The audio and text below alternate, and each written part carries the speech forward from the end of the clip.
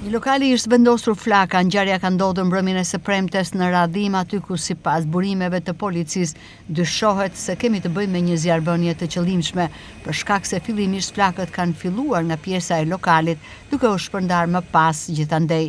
Konfirmohet dhe fakti se përgjatë kësaj periudhe të vitit, sipas burimeve të policisë, lokali nuk ishte në funksion.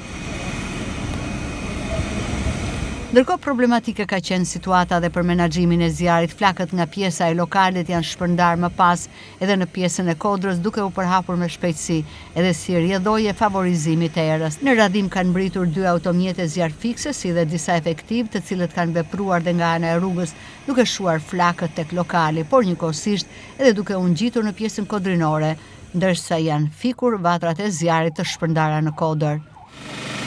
Një biçbar dyshohet se i vendosur flaka qëllimisht në zonën e Radhimit. Ka ndërhyrë me një forca zjarrfikse, të cilat po punojnë për shuarjen e flakëve, pasi po përhapen edhe në pjesën e Kodrës. Rreziku është konstant për shkak se flakët po përhapen në pjesën e sipërme të biçbarit, duke e vështirësuar edhe aty ndërhyrjen për shkak edhe të terrenit.